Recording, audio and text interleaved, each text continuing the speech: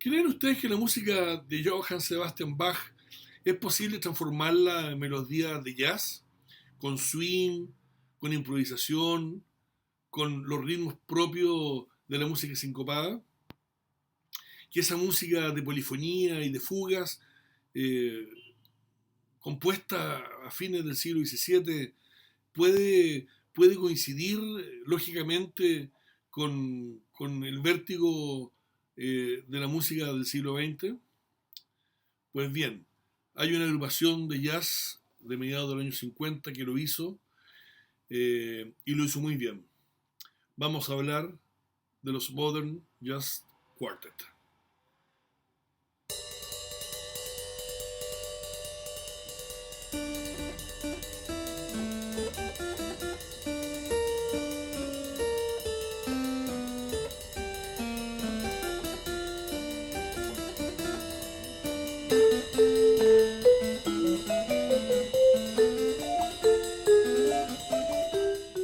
Hola, ¿cómo están? Bienvenidos a un nuevo capítulo de la música como excusa. Les decía que el Modern Jazz Quartet es el grupo de jazz que fue capaz de fundir o traer, ¿no es cierto?, la estructura jazzística, los sonidos prístinos de la música barroca, transformado en piezas de jazz, en piezas de cámara de jazz, en una etapa de la historia del jazz donde la creatividad casi no tenía límite y donde los pasos del jazz más acelerado, más intelectual, hacia un jazz más reposado, de frases más largas, inspirado en otras melodías, era pan de todos los días. A fines de los años 40, a principios de los años 50, hasta bien entrados los años 50, la creatividad, la innovación permanente de los músicos de jazz que vivieron la época de la transformación del bebop es tan inmensa que grupos como el Modern Jazz Quartet, formado por un cuarteto de músicos que fueron parte del proceso de transformación del jazz desde los salones de baile de la época del swing o de las grandes bandas, de la grande orquesta, fueron los músicos acompañantes del gran movimiento del bebop, con músicos como Charlie Parker, ¿no es cierto?, como Dizzy Gillespie o Miles Davis, que participaron en ese proceso y que luego del bebop y en forma paralela se fueron acercando, alejando distintas tendencias musicales, como el cool que inaugura el propio Miles Davis en el año 49, con estos sonidos que les digo yo más alargados, con estos sonidos más delicados, no con el apresuramiento, el nerviosismo, la intelectualidad que tenía el bebop, sino con una música obviamente que tomaba distancia del bebop, aunque consideraba algunos de los elementos identificatorios de ese estilo de jazz. Y bueno, algunos de estos músicos que formaron la prehistoria del Modern Jazz Quartet fueron John Lewis, un pianista, un pianista extraordinario que posteriormente se transformó en el director musical del Modern Jazz Quartet. Milt Jackson, que al principio compartió la dirección musical con John Lewis. Milt Jackson era un vibrafonista que compuso un tema muy importante como Bach's Groove, un gran estándar del jazz, Bach's Groove.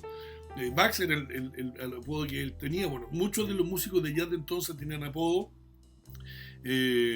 como Duke Ellington, ¿no es cierto? Qué sé yo, como Bird, que era Charlie Parker, en fin, o Little Jazz, que era Roy Eldridge, bueno, o Mouth, que era Louis Armstrong, en fin. Bueno, decía que Milt Jackson hasta grabó un disco con Miles Davis en el año 54, 53, 54, Bach's Groove, que es uno de los discos también más importantes de la discografía de Miles Davis de la época. Entonces John Lewis, Milt Jackson, en el contrabajo todavía no aparecía el contrabajista definitivo de Modern Jazz Quartet, sino que ellos tocaron con Ray Brown. Este trío, más el baterista Kenny Clark, este cuarteto, fueron quienes acompañaron a Dizzy Gillespie por mucho tiempo, entre el año 46 hasta el año 50, en su banda operativa. Luego ellos se separan de Dizzy Gillespie, tocan con distintos músicos, pero mantienen el cuarteto original lo mantienen hasta el año 53-54 con Ray Brown, aunque una vez que se va Ray Brown de la banda y contratan a Percy Heath, un gran saxofonista de Pensilvania,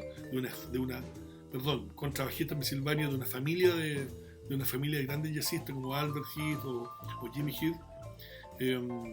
forman ya lo que sería en definitiva el Modern Jazz Quartet el año 53-54, con la dirección musical compartida de John Lewis, el pianista, con Milt Jackson en el vibráfono.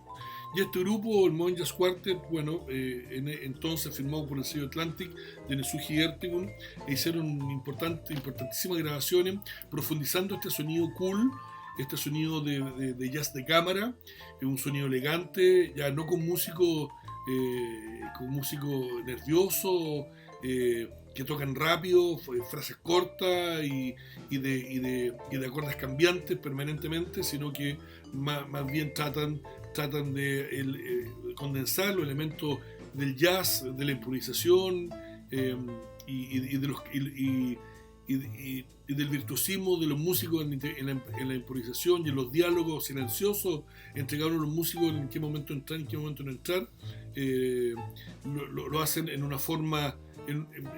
como si fuera un cuarteto de música de cámara. Y qué mejor que hacerlo con temas muchas veces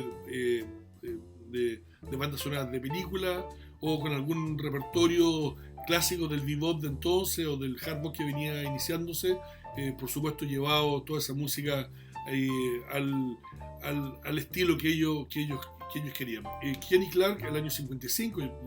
2-3 años después de la fundación de los Modern Jazz Quartet, deja la banda y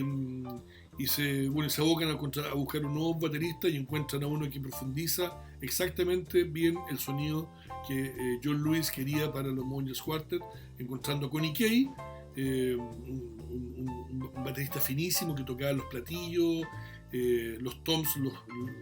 con cepillo, en realidad un sonido muy delicado, muy tenue, pero siempre con el swing adecuado para seguir siendo una pieza de jazz. Y en esos años 50,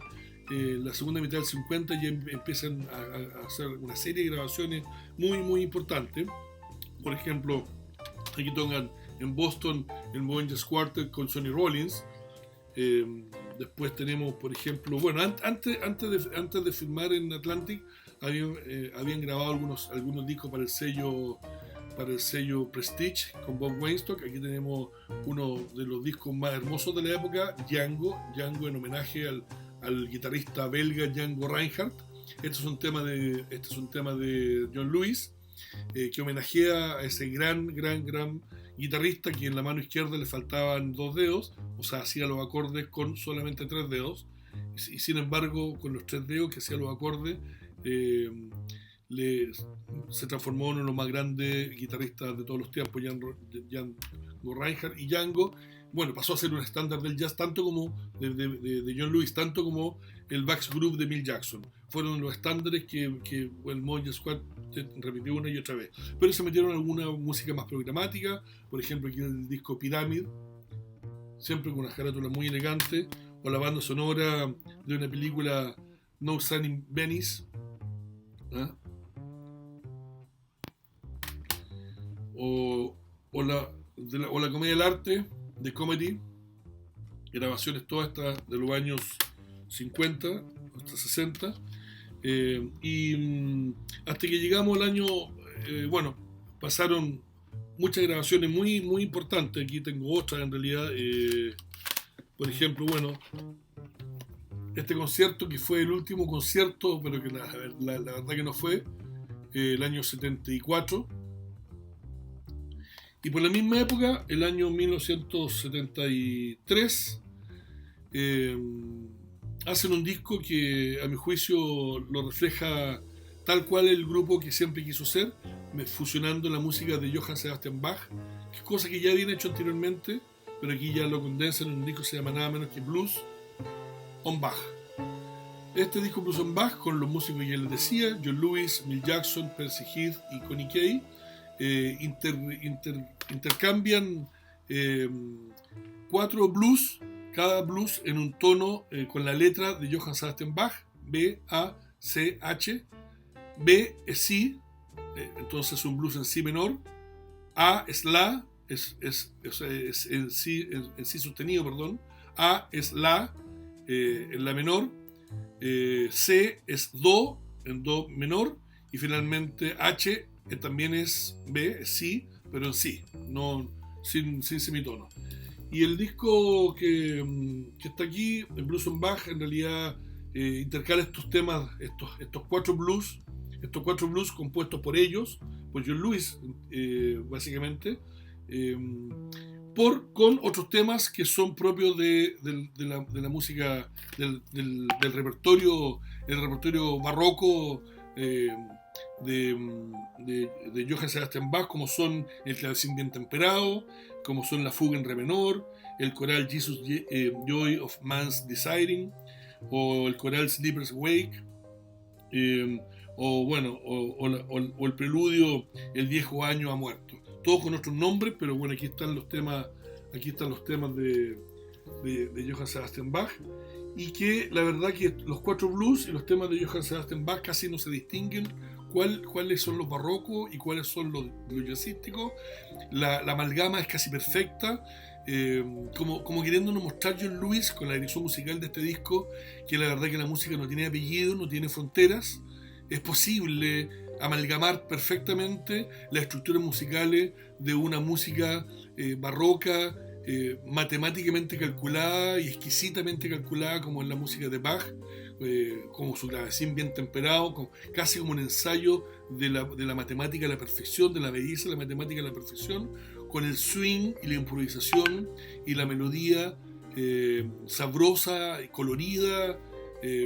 del mejor jazz de los años 70. Bueno, es un disco realmente que sorprende, que emociona, y que uno tiene que descubrir. Yo creo que los Monjas Quartet, que estuvieron luego de la despedida del 74, tuvieron una larga trayectoria. Hay otros discos por aquí como el Monjas Quartet and Friends, ¿no es cierto?, que aquí tocan con distintos músicos de la época. Este es un disco de fines de los años 80, principios de los años 90. La verdad que la letra es demasiado chica aquí.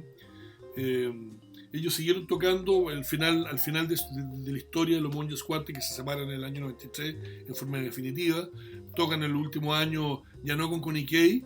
que es el único integrante del grupo que cambia, digamos, porque al principio le recuerdo que habíamos partido con Kenny Clark como baterista, estuvo 2-3 años, fue reemplazado por Connie Kay, que está 35 años en la banda, y en los últimos años está el nuevo baterista, que es Mickey Rourke, pero todos manteniendo el mismo estilo, la misma estética, el mismo sonido, bajo la dirección atenta de un pianista extraordinario, un pianista transversalísimo en los estilos de jazz, que fue capaz de tocar bebop con Dizzy Gillespie, acompañar a Miles Davis en toda la experiencia cool de fines de los 50, de fines de los 40, principios de los 50, luego de formar una banda como el Monjas Quartet, con una música elegante, propia de música de cámara, de clásica, revisitando a Johann Sebastian Bach y otros músicos. Después hay otra grabación, incluso con grupos corales muy interesantes, y con algo de folclore europeo. Incluso por ahí tiene alguna melodía en unos discos solitarios John Lewis, una melodía de algún folclore ruso, también siempre mezclando los sonidos de cámara, de las flautas, de los sonidos de las maderas, más que de los bronces, y un piano elegante siempre en onda jazz, a pesar de que siempre al mismo tiempo está haciendo un tributo a la gran música occidental de los últimos tiempos. Y Milt Jackson, que también se transforma casi sin querer en el gran vibrafonista del bebop y del cool, solo finalmente reemplazado por Gary Barton desde fines de los años 60, que empieza a dominar la escena del vibráfono, y el propio Milt Jackson, que reemplazó al Lionel Hampton, ese gran vibrafonista de la época anterior. O sea, si nosotros tuviéramos que elegir a 3 vibrafonistas en la historia del jazz, tendríamos que decir casi sin ninguna duda que de la primera época Lionel Hampton, luego Milt Jackson, que tocó con casi todos los músicos de la época, Bobby Hutcherson, tal vez un periodo cortito, pequeño en los 60, pero finalmente Gary Barton hasta el día de hoy. Bueno, ese es nuestro comentario de este gran disco Atlantic, producido por Nesuhi Ertegun. Ya hemos hablado de él, ¿no es cierto?, en Atlantic. un disco grabado el año 73, como les digo, intercalando blues de John Lewis, blues de los Monk Jazz Quartet con temas clásicos del repertorio de Bach. Que bueno, que no nos deje sorprender. Acaba de salir un disco, no lo tengo todavía, un disco de nada menos que de Brad Mehldau, el gran pianista actual del jazz, el pianista norteamericano, que sacó un disco de Bach, y ya lo escuché, digamos, el disco, que no lo tengo materialmente, físicamente, pero es un disco donde hace una reinterpretación de la música de Bach, ya no desde el jazz, sino que desde Bach, pero sin olvidar Brad Mehldau, que él es un músico de jazz. Entonces, tratando de no hacer jazz con la música de Bach, se incorporan timbres del jazz en esta nueva revisión de la música del inmortal compositor alemán. Pues bien, muchas gracias por su sintonía. Díganos qué les pareció. Si les gusta, pongan me gusta, suscríbanse a nuestro canal, compartan con los amigos. Sobre música clásica tenemos que hablar mucho todavía, sobre todo de Bach y la influencia de Bach en el jazz y en la música popular. Hay innumerables referencias a Bach en la música popular, que hablan de la dimensión que tiene Bach en la historia de la música, por supuesto, pero también habla de la vocación que tienen muchos músicos que no son necesariamente del circuito de la música docta, de la mal llamada música clásica, y que ven en él, ¿no es cierto?, un referente fundamental para revisitar su música permanentemente. Así que bueno, también tenemos pendiente la música de Bach, vista desde la música barroca, y algún guiño, ¿no es cierto?, a la influencia que ha tenido Bach en la música popular o en el jazz en las últimas décadas. Así que bueno, muchas gracias por seguirnos, un gran abrazo, cuídense mucho y nos vemos en cualquier otro momento con la música como excusa.